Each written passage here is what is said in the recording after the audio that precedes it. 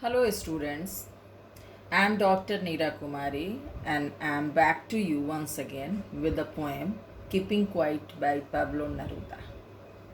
This poem is from the book Flamingo of class 12.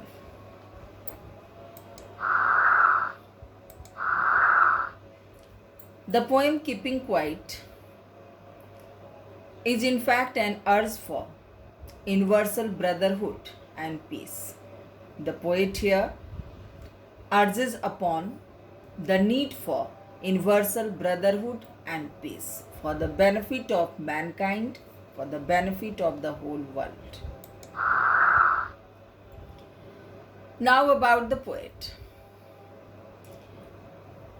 The poet Ricardo Elisha Natali Reis Basalto, who is better known as Pablo Neruda, as it is his pen name, was born on 12th July 1904 at Parel, Chile, and died on 23rd September 1973. He was a Nobel Prize winner, Chilean poet, diplomat and politician. He became known as a poet at the age of 13 itself and wrote in variety of styles including surrealist poems, historical epics, political manifestos, a prose autobiography and passionate love poems such as 20 love poems and a song of despair in 1904. He won the Nobel Prize for Literature in 1971. He is often considered to be the national poet of Chile, and his works have been popular and influential worldwide. The Colombian novelist Gabriel Garcia Marquez once called him the greatest poet of the 20th century in all the languages. Now the theme of the poem. In the poem Keeping Quiet, Pablo Neruda has tried to put emphasis on the importance of introspection. The importance of introspection, self-introspection. Man has become very selfish. His own actions have caused him many miseries. Today, the world stands divided by the man-made boundaries of caste, creed, race, religion, language, culture, nationality and geographic divisions.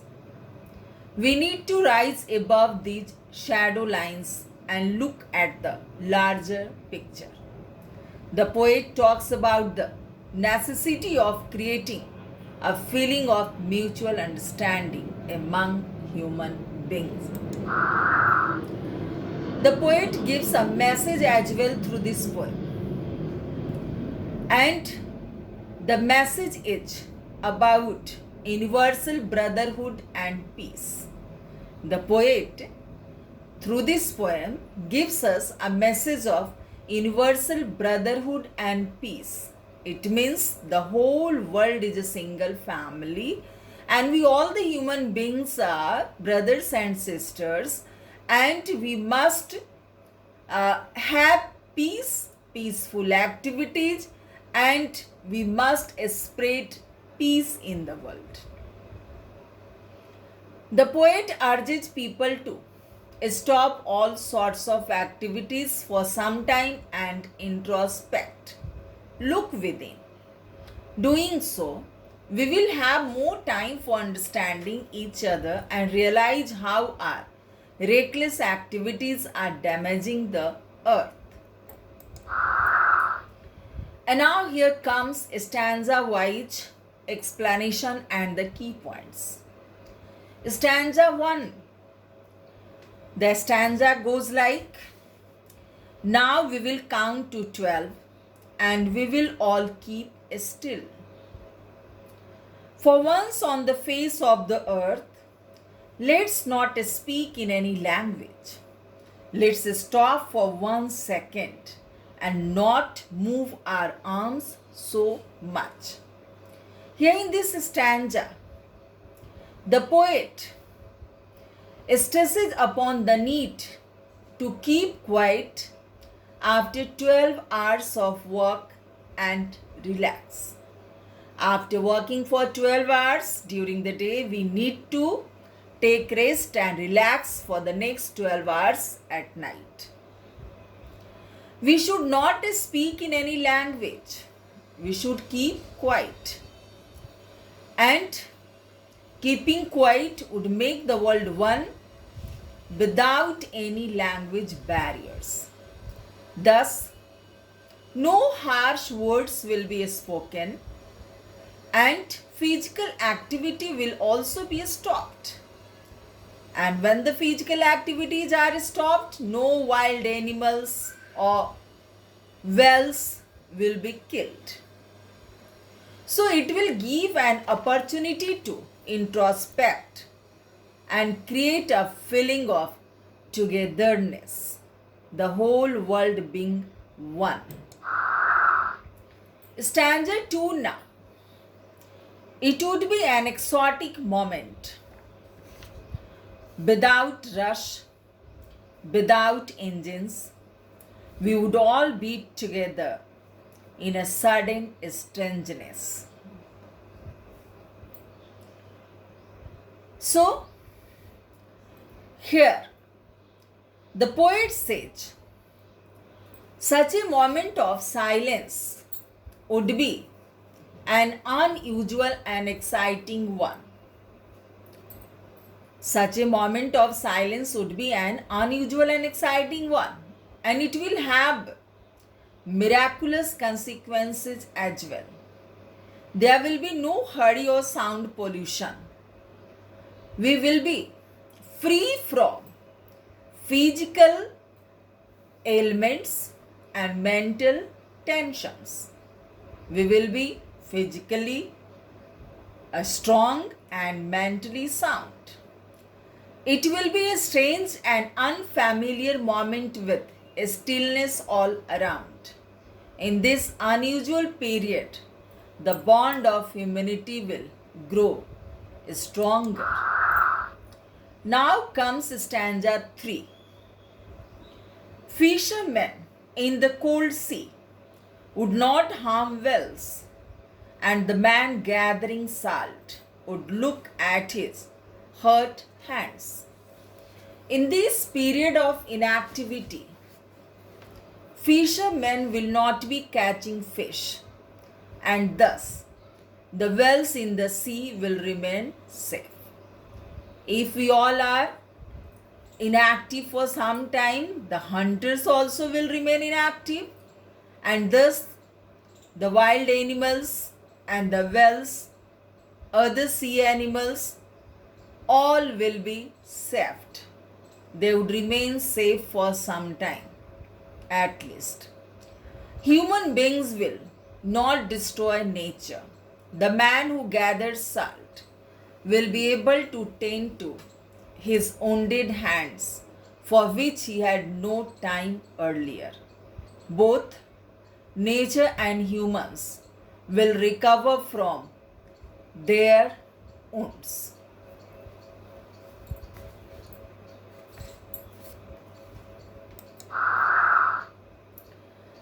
Stanza 4 now.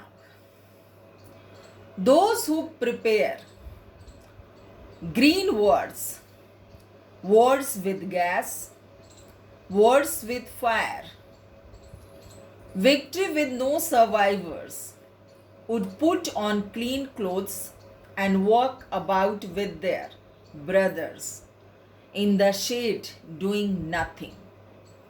The poet now speaks about those who wage wars against humanity and environment, wars of all kinds, as wars using chemicals and poisonous gases, wars that bring death and destruction, wars that leave none to celebrate victory.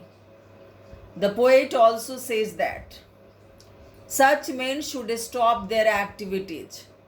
They should put off their clothes stained with the blood of humanity, and again they should put on new clothes, and walk with their brothers, building mutual understanding and brotherhood.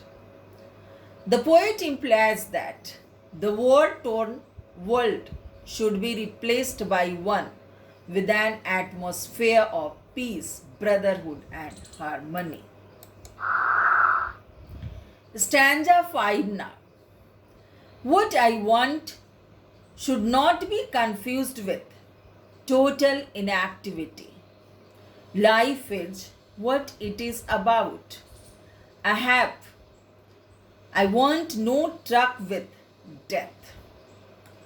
The poet is advocating the needs for silence.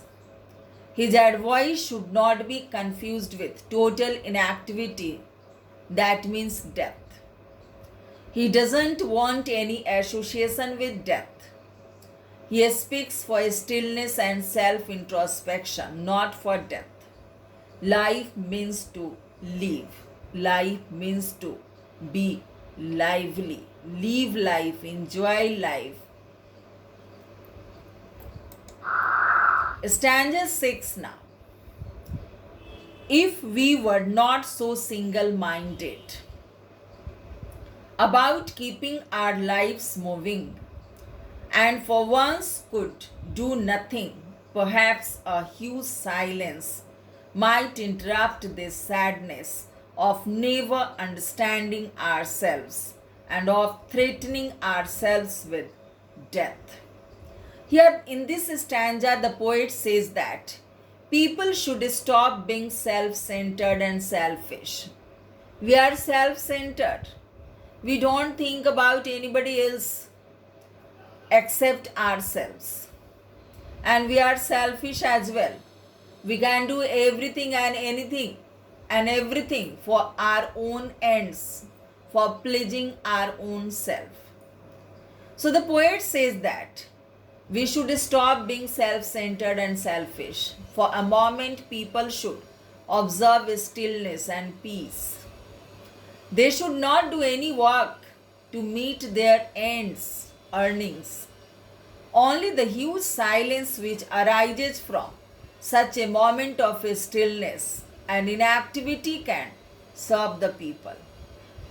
It will help them introspect and overcome their sadness of failing to understand themselves. If we have time, we can think about ourselves, look within, and then we can understand what we are doing and what we need to do, what can please us. And so we will do those things which will help us take the sadness out of our hearts. This sadness is leading us to depression, and depression means just a literal death of us.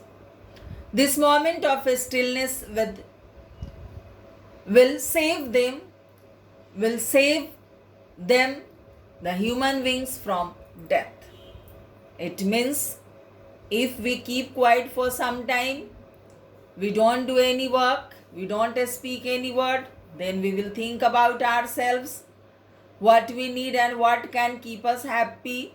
And in this way, we will also find out what are our weaknesses, and in this way we can save ourselves from depression and death. Stanza 7 now. Perhaps the earth can teach us, as when everything seems dead and later proves to be alive. Now I will count up to 12, and you keep quiet and I will go. The poet says that the earth is the best guide. We can take a lesson from the earth. The earth can guide us in this process of keeping quiet. The poet here wants us to understand that there is some activity under apparent stillness as well. When we are still, we are in a way energizing ourselves. We are giving rest to our body and mind, and we are energizing it, refreshing ourselves and making ourselves ready for the next day activity. For example, the poet here places an example. A seed appears to be dead, but a huge fruit-bearing tree is born from such a seed lying dead here and there. The poet thinks that he has said what he intended to. Now he wants to count to 12 and then keep quiet. What the poet had to say, he had said to us everything. And now, counting to 12, he goes to keep quiet. So, I mean to urge upon the people, the readers, the listeners hereby to follow the guidelines of the poet, to follow what the poet wants us to do, to keep quiet for some time, not to do any work, not to say any harsh words to others, not to hurt anybody, not to kill any beings, any living beings, whether the animals or birds or whales, etc. And in this way only we can develop a sense of brotherhood, unity, togetherness, and we can spread peace in the world. Now it's the figures of speech. The figures of speech used in this poem, Keeping Quiet. First, I would like to tell you about alliteration. Alliteration is the use of the same letter in the beginning of more than one words. More than one word in a line. Repetition of the same letter, starting letter of the words in the line. We will. Here W, we, W, will. W, W, repetition. So here alliteration is said to be at work. We will, we would. Once on. We would. His hurt hands. H, H, H. Repetition of the same letter H in all the three words. So it is called alliteration at work. Antithesis, giving a quite opposite thesis to the one given before. As count to 12 and we will all keep quiet. First part is counting 12, being vocal. The second part is keep still, that is silent. So it is a antithesis. Repetition. Repetition of the same word in a poem, without rush, without engines. Imagery, cold sea. Imagine the sea to be cold. Cold sea in respect of the hunters killing the whales there. They have been cold by their attitude and their activities. Use of metaphor, clean clothes. Symbols, brothers. Brothers here symbolizes the whole mankind. Euphemism. The example of euphemism is no truck. No truck with death. No relation with death. No connection with death. Truck literally means a truck. You know, the truck that runs on the roads. But here the word truck means relation. No meaning with death. Personification, earth can teach us. The earth has been personified here. The earth has been attributed with human qualities. So, it is said that the earth has been personified. And in this way, the poem is over. Still, if you feel any type of problem, you can write in the comment box. Thank you for the day. Next time, I will come to you with one more chapter from the book Flamingo itself for class 12. Till then, goodbye. Thank you very much. God bless you.